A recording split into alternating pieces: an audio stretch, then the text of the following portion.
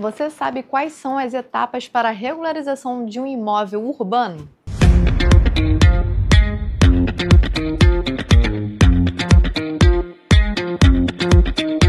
Eu sou Cássia Azevedo Clésio, advogada especializada no mercado imobiliário.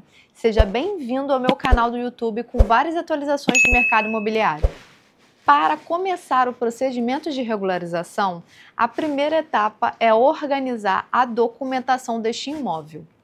Não basta apenas um documento avulso guardado na gaveta, mas sim uma quantidade significativa de documentos para que consiga ter análise completa se esse imóvel está corretamente descrito em vários órgãos e cartórios necessários. Os documentos necessários para esse momento da etapa da regularização são a certidão de ônus reais do imóvel, justamente que vulgarmente é chamado de matrícula do RGI.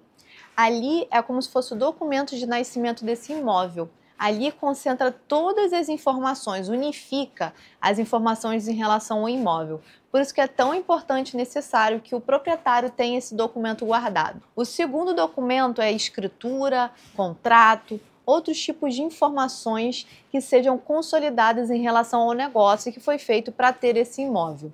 Nós temos várias formas de aquisição do imóvel, então tenham esses documentos organizados. O terceiro é justamente o cadastro de IPTU, porque esse cadastro de IPTU vai trazer as informações detalhadas sobre a construção regularizada, o que a prefeitura tem de informação. A quarta informação necessária é justamente as documentações complementares do imóvel.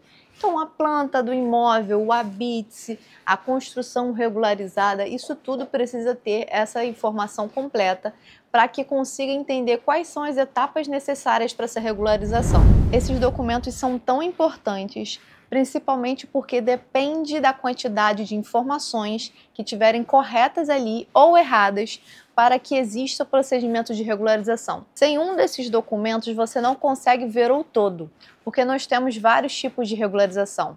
Tem a questão da regularização da propriedade, que é justamente a pessoa se tornar dona do imóvel de forma regular.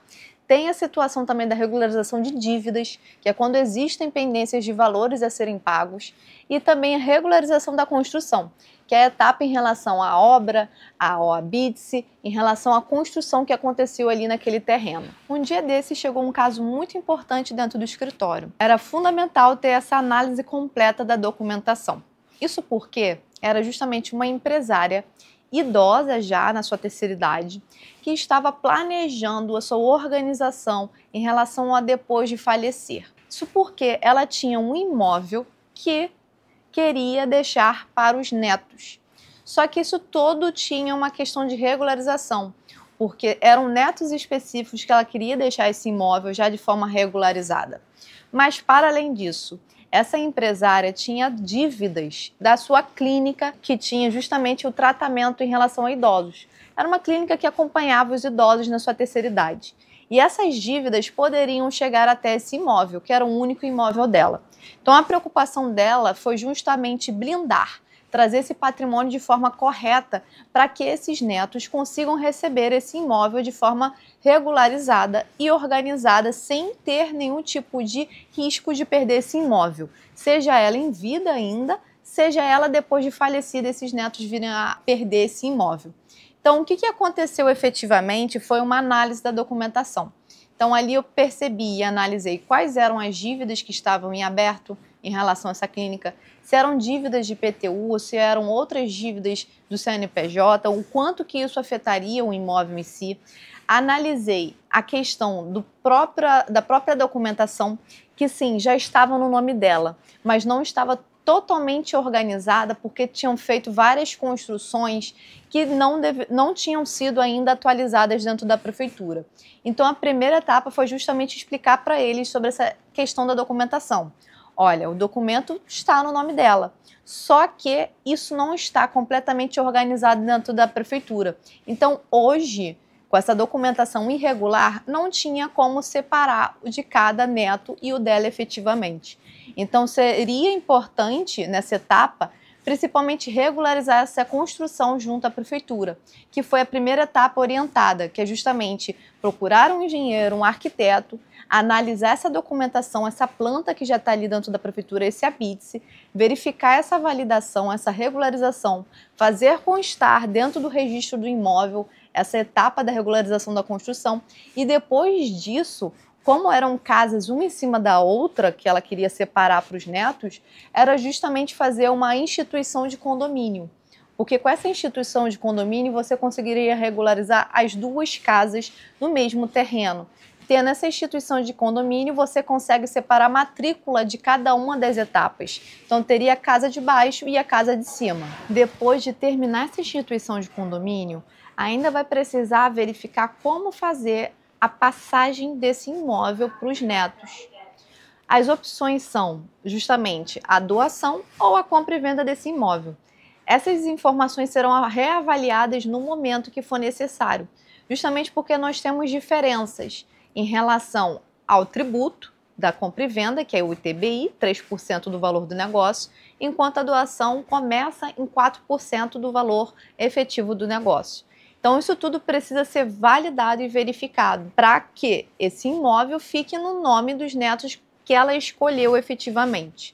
Mas isso precisa ser validado novamente porque ainda tem as dívidas que ainda estão em um momento de regularização. E depois que isso estiver realmente regularizado, consegue fazer essa passagem desse imóvel para os netos de forma mais tranquila.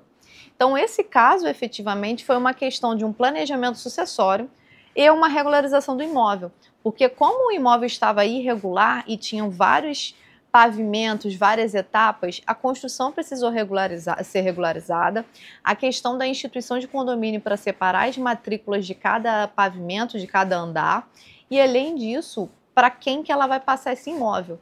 Então ela queria já organizar isso em vida, mas muitas das vezes as pessoas não fazem isso.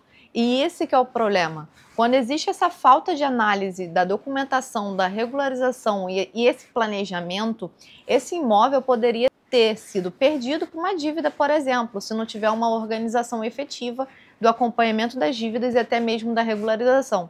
O mesmo vale será que esse imóvel efetivamente seria para os netos, que ela quer efetivamente? Se ela não conseguir fazer isso agora em vida, isso vai depender do inventário e das etapas do inventário efetiva. Se tem outras pessoas que são herdeiras, qual é a ordem de vocação hereditária, as etapas, o percentual de cada um enquanto quinhão de herdeiro. Então, se ela não tivesse feito isso, isso ficaria para frente. E aí se torna um problema. Várias pessoas, enquanto herdeiras, que não sabem muito bem como organizar essa documentação. E aí que se torna uma bola de neve, porque aí o dono que queria ter a sua vontade organizada e direcionada ali na regularização, deixa de ter essa vontade e deixa de ter essa regularização. E aí se torna uma bola de neve porque os herdeiros não sabem lidar, não sabem regularizar. E aqui tem um ponto muito importante. Uma coisa é quando existe um proprietário, porque era apenas uma dona. Só que quando se torna uma herança, nós temos vários herdeiros. E isso se tornam vários donos. Então precisa da autorização de todo mundo. Isso faz com que complique cada vez mais a etapa da regularização. Eu trouxe esse exemplo aqui, mas nós temos outros exemplos.